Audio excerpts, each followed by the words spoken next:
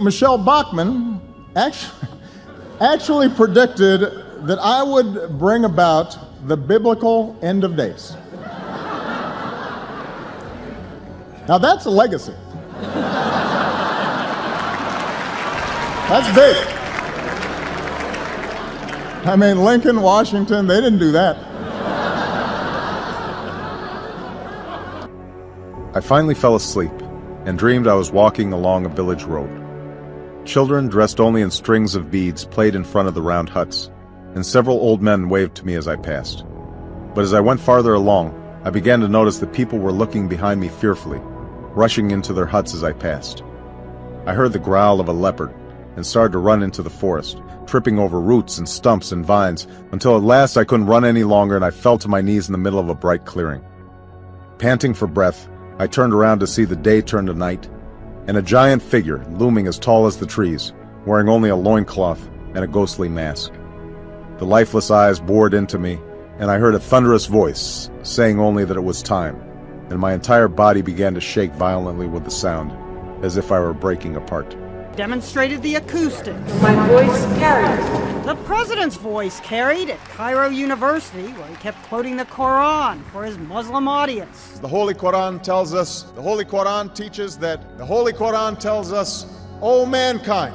The audience was kind to President Obama. Thank you. President Obama spoke so much about his Muslim experiences that the website Wonket jokingly called this his Ich bin ein Muslim speech. The president even rattled off a few phrases in Arabic. Shukran. Saka. Assalamu alaikum. E pluribus unum. Wait a minute, that last one wasn't Arabic, that was Latin. It's what's inscribed on a quarter. Out of many, one. The president touring the pyramids, outside and in. Purification, mummification. Self-identification. That looks like me. Look at those ears. Separated at birth from a hieroglyphic, but the president's guide saw another resemblance. We could get a third Obama term after all. Could happen.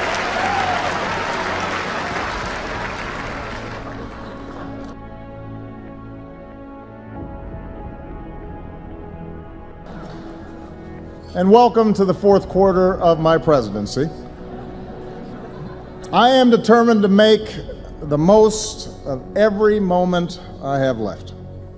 Well, conspiracy theories are running wild tonight about the Army's plan for a multi-state training exercise this summer called Jade Helm 15. While the military says it's just training soldiers for the realities of war, critics say the Army is preparing for modern-day martial law.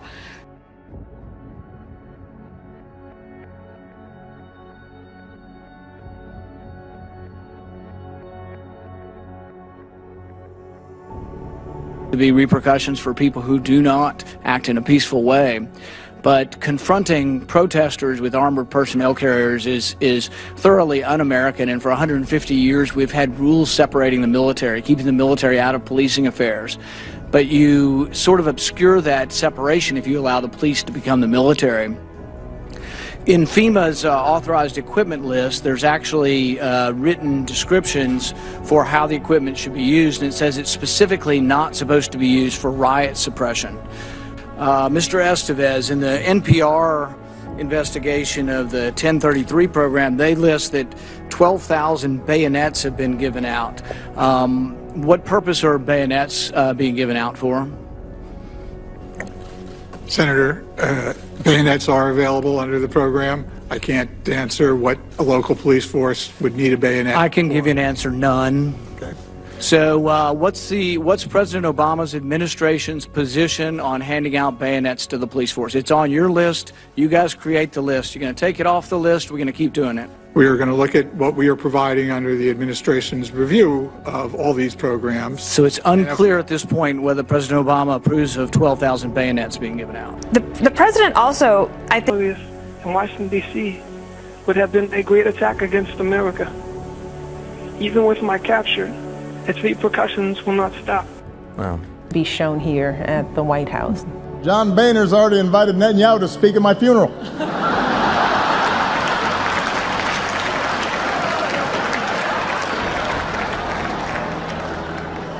Somebody's got to do it.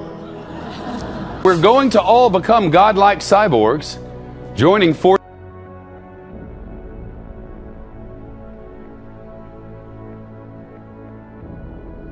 The researchers here are looking for what they call dark matter, thought of as a cosmic tree from which our galaxies, shown in pink, grew like blossoms. So how long before they discover the first hard evidence for it? It could be as early as this year. Summer may be a bit hard, but late summer maybe could be as early as September if we're really lucky. The current theory explains how just 5% of the universe works. Researchers hope they'll soon find evidence of mind-bending new theories that involve extra dimensions, invisible so-called supersymmetric particles, and ones from what researchers call the dark universe. We will merge with machines, something that has been long known as the singularity, and that means that we will finally be able to conquer death, because as our parts fail, we can replace them with hardware. Google is investing billions of dollars, and they actually, they're one of the title sponsors of something called Singularity University.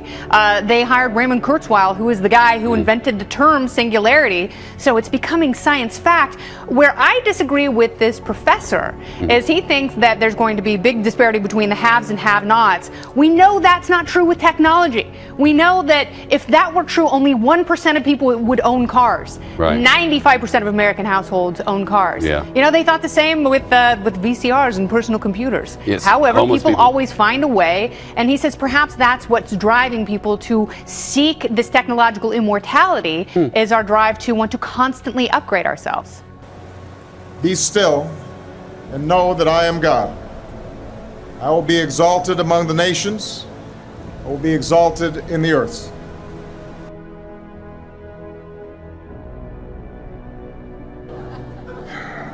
Fact is, though, at this point, my legacy is finally beginning to take shape. We look at the problems that are confronting this country around the world, and you look at ISIS, for example.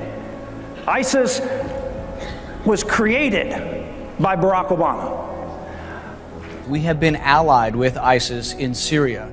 They have had a safe haven because we have been arming the rebels to keep Assad away from them, and now they go back and forth. So I think our intervention in Syria has led precisely to what's going on in Iraq. It may have, Senator, but when... It sounds, frankly, like a nightmare. A group of extremists bent on atrocities is now openly and officially targeting Christians in Iraq. What's going on? This is truly a living nightmare that's not going away. Christianity in Mosul is dead, and a Christian Holocaust is in our midst. 7 weeks ago, we went to Washington, D.C., and we actually were calling this a Christian genocide. And since then, day by day, it's getting worse and worse. More children are being beheaded. Mothers are being raped and killed. Fathers are being hung. But right now, 300,000 Christians are in Iraq, fleeing, living in neighboring cities, just wanting a chance not just to survive, but to live. I want to go back, forgive me for interrupting, I want to go back to something you said, because the atrocities committed by ISIS are well known, but still you're startling me with the severity of what you're describing. You say they are beheading children? They are systematically beheading children and mothers and fathers. The world hasn't seen an evil like this for generations. There's actually a park in Mosul that they've actually beheaded children and put their heads on a stick, and they have them in the park. This is crimes against humanity. But ISIS doesn't care, because they have a kind of apocalyptic view of what they are doing. They truly believe that the end times are here, that they are part of a cosmic struggle between good and evil, and they're the good guys. This is arguably the most successful terrorist group in history in terms of recruitment and land that it controls. But their worldview is that they are leading the fight to bring true Islam to the Muslim world. Christians, 95% of all Christians in Mosul have fled, and 5% have converted. They've marked the red death stamp of ISIS on Christian homes, and basically saying, we know who you are, and if you come back, you will get killed. This is almost, I'm going to ask you, forgive me for interrupting, this is almost a kind of a plague out of biblical times. They're literally marking the doors of Christian homes? They are, and with the historian, with the letter N, to mark them as Christians. And that's why we're saying this is a Christian Holocaust within our midst. And the world community cannot turn a blind eye on something so tragic. So much of crimes are coming out. Children are being beheaded. Folks are being killed just because they're being Christian. It's happening right now. Once again, acknowledging the way they think. Since the downfall of the country's longtime dictator, Muammar Gaddafi, 4 years ago, Libya's descended into a chaotic civil war. And in the lawlessness, ISIS has gained a foothold, seizing towns and cities. The group announced its arrival in Libya. Airspace. China's government called the move dangerous. Well, not wishing to alarm, but there is a warning that World War III will erupt in just a few years unless the US financial system loosens up on China. Who's telling us that? Billionaire investor George Soros, that's who. He says America needs to let Beijing join the global currency basket, or the consequences could prove catastrophic. If there is conflict between China and a military ally of the United States, like Japan, then it is not an exaggeration to say that we are on the threshold of a third world war. To avoid disaster, he goes on to say, Washington should strengthen its economic ties with Beijing, and it's not the only fly in the ointment either. China's clearly irked by the US building up its military presence in the region right now. On Thursday, Beijing issued 8 warnings over American spy planes swooping over the South China Sea. Now we're seeing that they're partnering up with Russia and going back to what they know best, the use of force. Right, and that's the real problem. You have both Putin and Xi Jinping. They see their interests are converging. They're trying to redraw their maps by taking their boundaries outwards, and they're supporting each other. The Chinese are financing Putin's aggression in the Ukraine. These are very important areas, especially the South China Sea, where you have $5.3 trillion of commerce goes over that water each year. It's more important than the Suez and Panama canals combined. So if they seize control, what's the fallout for the rest of the world on this one? The problem is it's not only the South China Sea, but you'll see other countries trying to close off international water. You know, the prosperity of the world after World War II is because of the open system that Washington enforced. Now, if we're not going to have that system, we're not going to have the global commerce and the prosperity that really carried the world for 7 decades.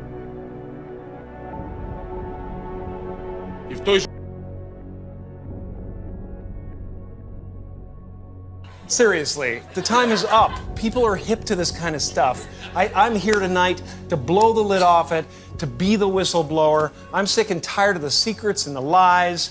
It is the secret symbol of the Illuminati, and